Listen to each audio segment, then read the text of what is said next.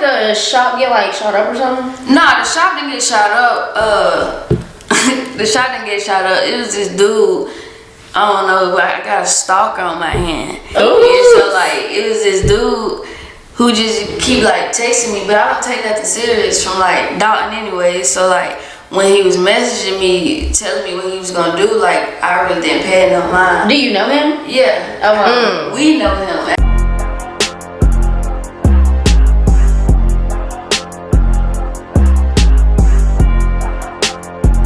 What's up, y'all? Thank you for joining me on the Judge Me Not podcast. I'm your host, Bree K. Sonia. And Calista. And I want to thank you for coming. Thank you for taking the time. You too, Calista. I know y'all probably busy. No. To break the ice, we're just going to play a little game. And it's just like, I'll take them back. So I'm going to like make some statements. And if y'all take this person back based off the statements, just raise your hand. Okay. All right. So if they cheated with an old friend. With an old friend? Old friend, okay. If their hygiene not up to par. Yeah. If they friendly as fuck. Well, yeah, I'll take them back. You We're will? train you out. I'm not. Alright, and if they talk about the appearance of other people, like, oh, he fine, or oh, she look good. Just make what they call comments on other people. Yeah, no. I mean, I really don't care. But it's like, if you act on it, it's a different story, That's you true. feel me? Like, you can say whatever, but like, if you act on it, that's different. Bitch, you cheating. Come on, no. Speaking of cheating, you talking about a bitch fine. like, the fuck, you ain't gonna do that for the mean. But, would y'all be in an open relationship? Would you be in one? Like, Or like a poly? yeah, of course. Really? Yeah. You wouldn't go for it? Yeah, me neither. Hell no. It looked like you seem like Yeah, you really do. Yeah. Two bitches on the side. like pimping, big No, for pimping. Hell no. But how you been though? How y'all been? I've been good. I've been straight. I've been down. Getting my shit together. Yeah. Getting myself together. That's what's up, Calista. Yeah, I've been good too. Y'all been doing good. That's what's up. So you got a lot going on, Sonia. I really don't even know where to start, but I'm gonna start with the music. So how did you get into music? How did I get into music? Well, I always like, I don't know, like, speaking of getting myself together, like I always had a hard time like expressing myself, like expressing how I feel, just talking about my feelings, period. Okay. So I feel like with music, like it just helped me do that. So, and it's more easier, like I can like talking into a microphone is different because it ain't no feedback, you feel me? So like I can just express myself however I want to. I like that. When I was younger, like I always like looked up to like rappers and stuff. Like I always wanted like the designer clothes, the chains, like to be on stage and shit like that. So that's just something that I always wanted to do. So like when I first made my first song, I was just talking to my mom about this on the way over here. My first song, On Me, I had wrote it in like 10 minutes, and I went in my sister's room and I asked my sister, I'm like, do you like this song? And she like, hell nah, that shit lame. Ooh, that So- shit was hard. Yeah. So I'm like, damn. So somebody had told me to come to the studio, and it was the first time I ever been to the studio, so I was still slick shy and shit. So when I went, I didn't finish the song. The next day I had school, and I was like, I ain't gonna finish it. And they was like, bro, you already here, just finish it. So I had finished it and dropped it on SoundCloud that night. And so when I dropped it on SoundCloud that night, like I stayed up and it just went viral like overnight. It did. That song was hard. Come on. And I remember you going to the studio back in high school. You remember that? That's funny. But who did you look up to? You mentioned you looked up to rappers. I looked up to like Young Thug. Okay. Yeah. Did you look up to Lil Wayne? Nah. No. I ain't looked up to Lil.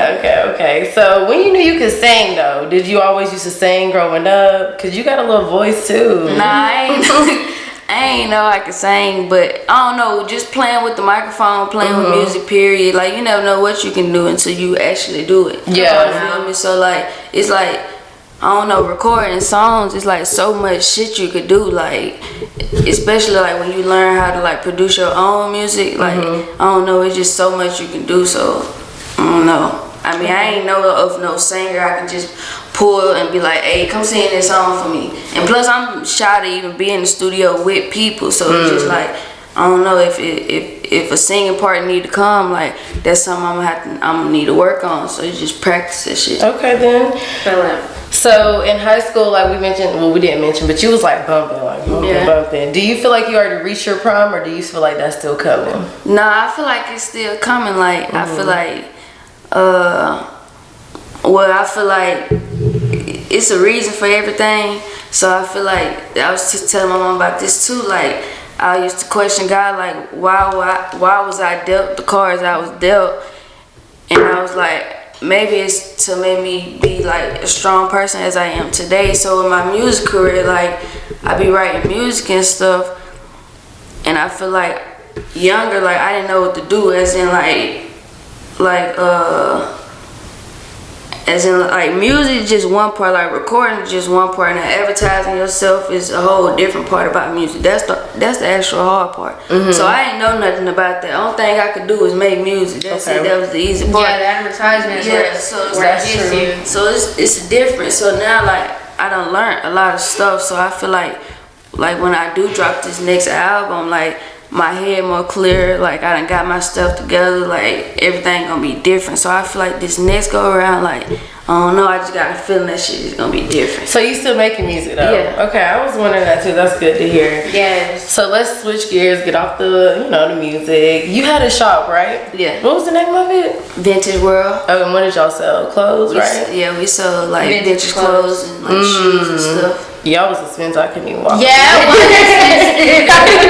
I supported it, but I couldn't even walk. Literally. But Quick to share. Right, and I'm like hard to share. But can I purchase? I'm not even a sock. But what happened to the shop? Like, do you mind talking about what happened to it? Well, what happened with the shop was I was living in Atlanta, and the shop was in Dalton. So I always wanted to make sure like everything was going good with the shop, so that would require me staying in Dalton for a while. And I feel like I was just like growing out of Dalton, and I didn't want to be in Dalton no more. But that's not the reason I shut it down. The reason I shut it down is because I bought my mama a business in Chattanooga. So, okay, damn. So I wanted to open up a barber shop in Chattanooga. Okay. So instead of Vintage World, I wanted to open up a barber shop, and like I knew me being in Dalton was like I was just getting in trouble. So I knew I was just gonna get in more trouble in Dalton. So I was like, maybe I should just switch gears and like try to open up a barber shop. And that's kind of what I ain't never opened up the barber shop, but that's what my plan was. And your mama's business is the nursing home business, right? Yeah, and that's fucking too. Hey, congratulations! No, to both seriously of though. y'all. That's really good. You don't want to shout her out, our business? Like, come on now. Yeah, it's an independent business. It's like independent living business. It's self-owned, black-owned, I guess you could say. Yes. Only thing she do is like if you have like a drug problem, or if you got people in your family that like need attention that you can't get them, like if they need help with something, like they can live over there and stuff like that. Okay. She take them to the doctor, feed them, take them. That's amazing. That's what's up. That's a blessing. It's somebody you really helped her to give that to. Like, that is so like amazing. Yeah, it's really a good program. It's good for the community too. I told Yes. we need to open one up in Dalton, because Dalton don't got nothing like that. And I'm any all requirements? Like, what requirements to get in? Like to be a staff, or like to be a resident? To be a resident. Well, type. you just, I don't know. I guess you just. You just apply type? Yeah, Okay. It really ain't no requirements. Like if you got like a mental problem, or you just like your family like too busy to like keep up with. Like, what's going on. Okay then. Yeah, it really ain't no requirements though.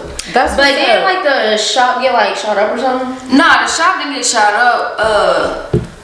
The shop didn't get shot up. It was this dude.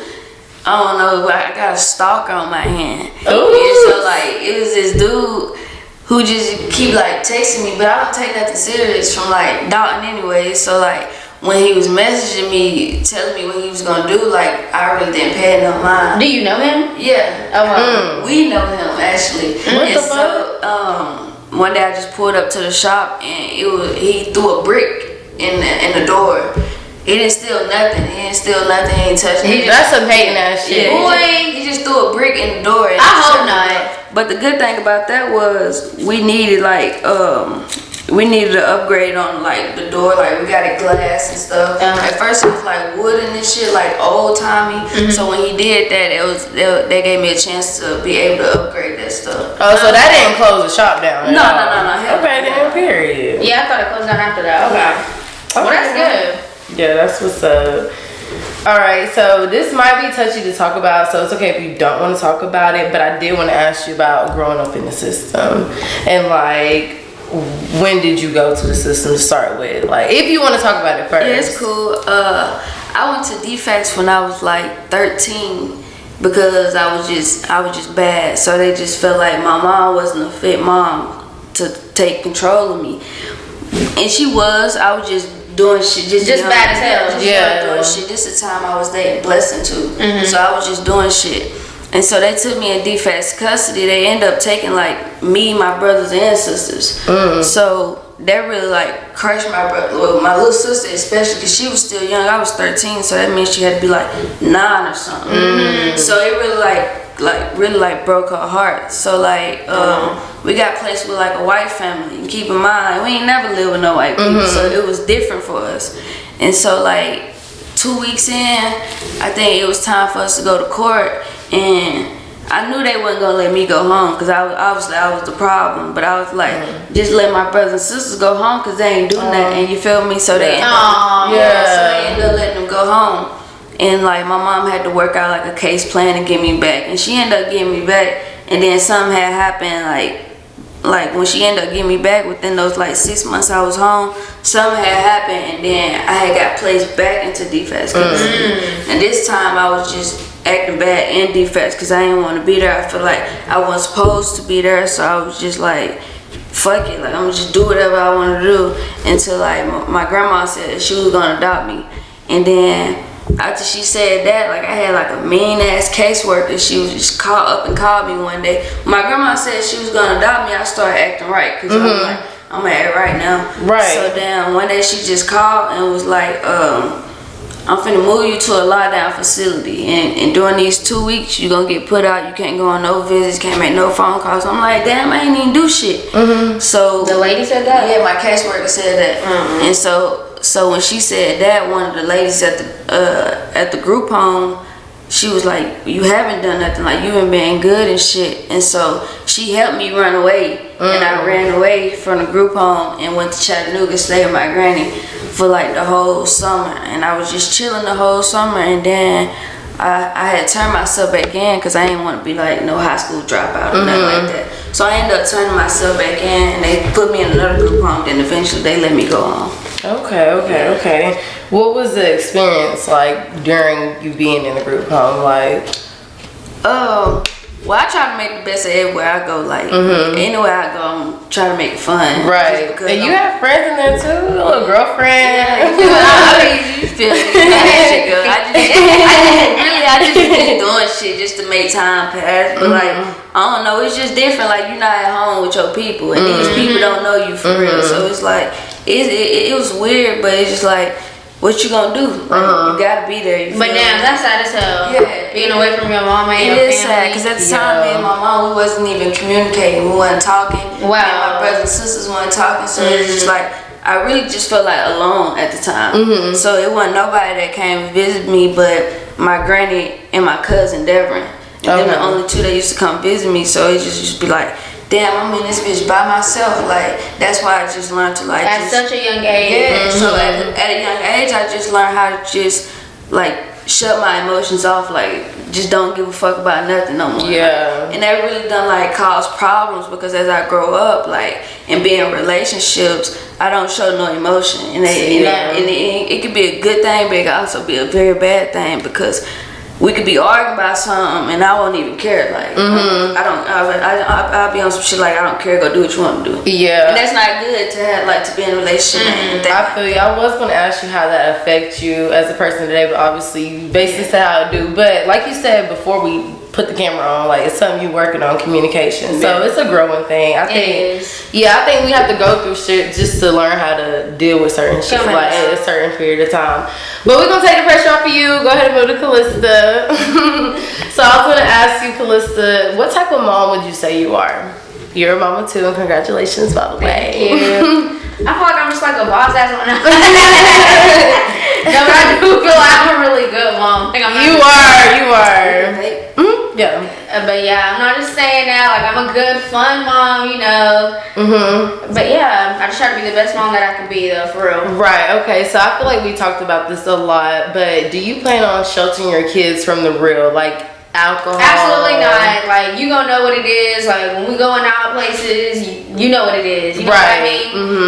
But there is some things that I'll hide back because it's like at a certain age is when you'll find out. But I'm definitely gonna be like, I want my kid to know everything, you know? Yeah. Like, everything.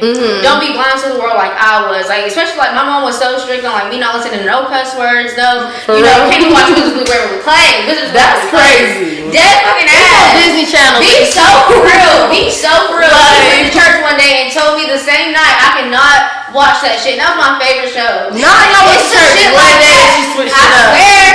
So I'm like, bro, like I'm not gonna do my kids like that. Like you can see the world. You can, you know what I mean, explore, adventure, learn the world for yourself. Okay, so how do you feel about moms who do shelter their kids from the real? Or how do y'all both feel about moms that shelter their kids from the real? Do you think it's okay?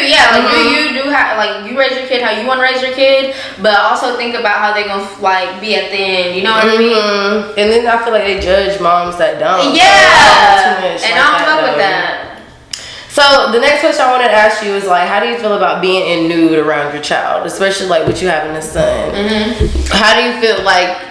When do you do it now? Yes. And when do you plan on stopping? If you plan on stopping. Yeah, I plan on stopping soon, like within the next year or so.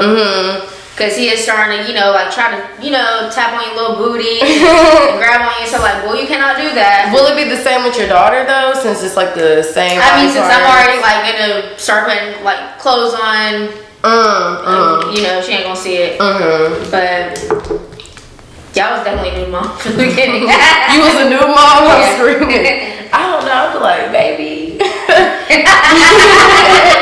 But anyways, we're gonna go ahead and move on to like some topics. We're gonna do on Try This Week. Don't laugh. But so I seen this post literally last night, and it was talking about Dior. They were like, so why does Dior been using a Chinese vendor to make their bags? So basically, dupes ain't really dupes. If you went to Dior and paid $3K, the next motherfucker went to pay $57 on DHgate. Just like Dior do. So basically, Dior's quality is just not, it's cheap. Have y'all heard about that? No. You heard about that? It's been going on, like somebody else told me like they had the Dior shoes and like they was ripping at the bottom. Like the first time that they wore them, they was ripping at the bottom. I don't know. So would y'all buy a dupe with this being known, like knowing that they are using like less quality product? Will y'all buy a dupe and wear it? No. I wouldn't either. Nah. Would you? I don't think I would mind. A dupe? I feel like if you got the money to buy a Dior or any designer product, go ahead, do what you want to do. You feel me? But I feel like when you buying like fake stuff, it's really a waste of money. You feel me? Because that's what I was gonna say. I wouldn't pay high amount, like $10. It's like why? Yeah, I felt that. Like, especially if you know it's fake. It's like, why is you buying it? But you still gonna buy the stuff knowing it's bad quality? Well, younger me, this shirt Dior, so it's like, oh shit. But yeah, I would be embarrassed to wear it though. I'm saying like I wouldn't mind, but I'd be embarrassed. You might run into that one person that just know everything. Come on, that shit ain't real. Some people could feel the fabric. Yeah, I would. I take that back. Look, I can't do that. I'll be ready to fight after that. If you be in the mall with the diamond tester, we're not doing that. Don't even. Don't test me. Please don't. Is your shit gonna pass? Oh, you come on. I got one. Pull out the drink. I'm screaming. Anyway, let's go ahead and move to the topics. Let me ask y'all a question. Y'all both got siblings, like brothers and sisters. So do y'all feel like y'all would ride behind y'all siblings, right or wrong? Hell yeah, for sure. Right or wrong, same. I feel like I would too. But do you think it's healthy to beef with people that they beef with?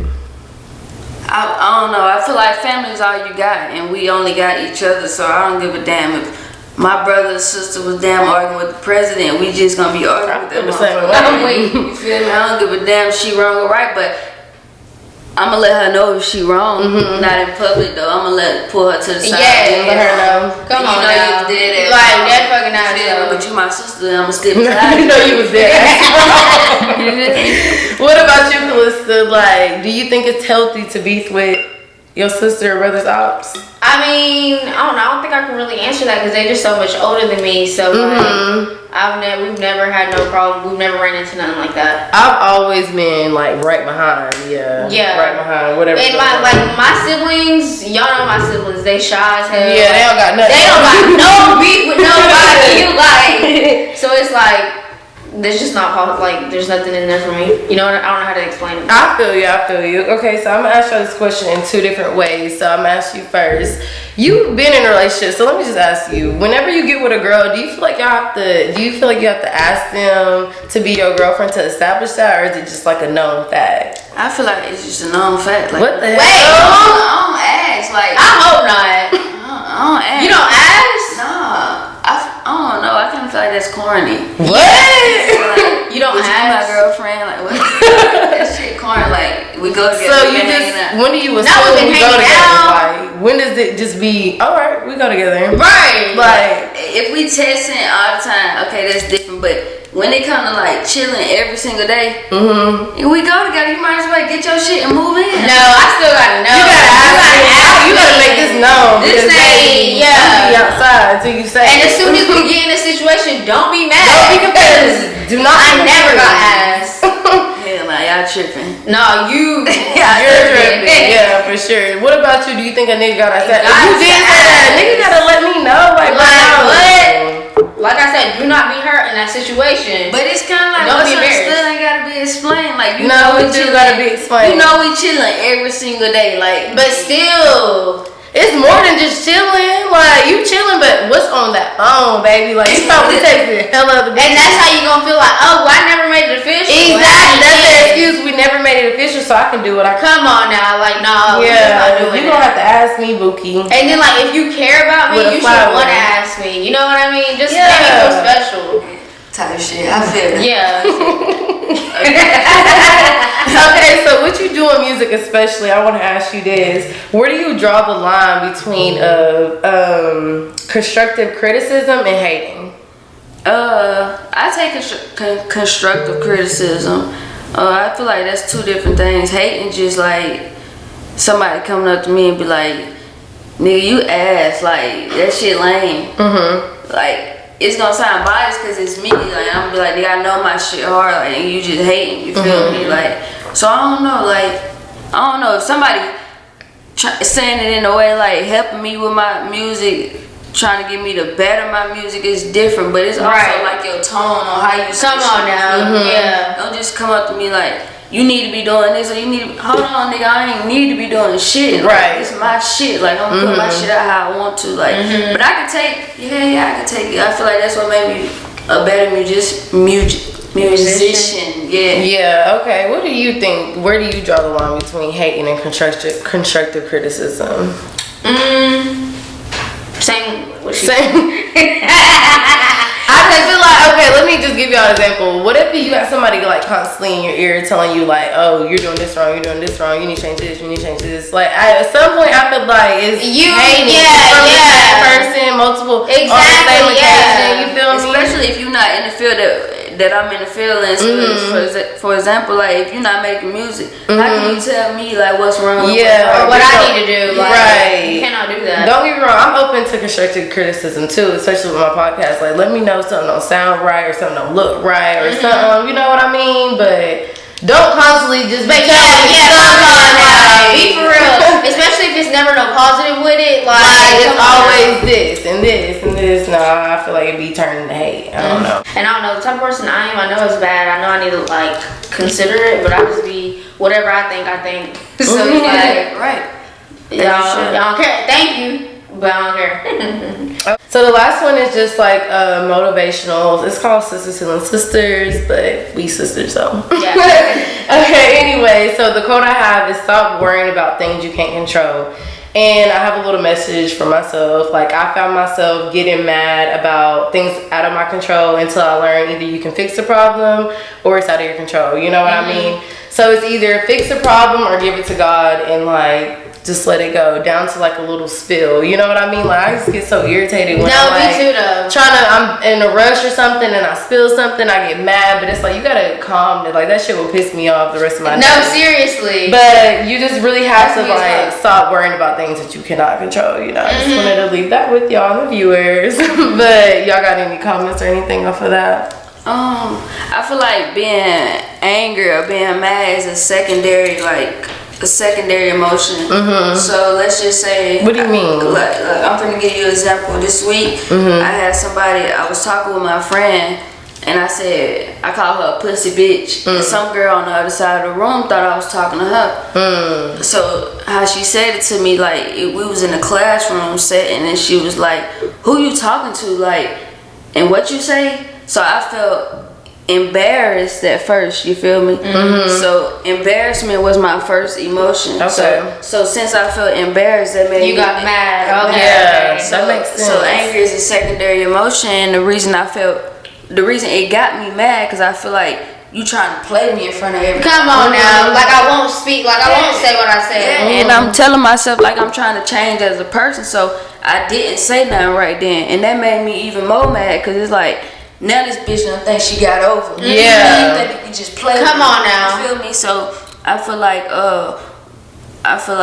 to y'all, to the viewers, to anybody, like, if you get mad, you gotta think about why that subject made you that mad. And it always go back to, like, I don't know if y'all ever been through nothing but your childhood or that's how you grew up. Like, the reason I felt embarrassed, I felt like I need to protect myself in that moment, because once upon a time I didn't have no protection. Right. So I feel like now I gotta go beyond it. Like, I gotta go beyond to protect myself. And I gotta, like, that's kind of bad thinking too, because I need to change from that, but that just brought me all the way back. So I feel like when somebody get mad, you really gotta take some seconds to realize, like, okay, why is this making me so mad? And why am I feeling this way? Because I feel like anger is a secondary emotion.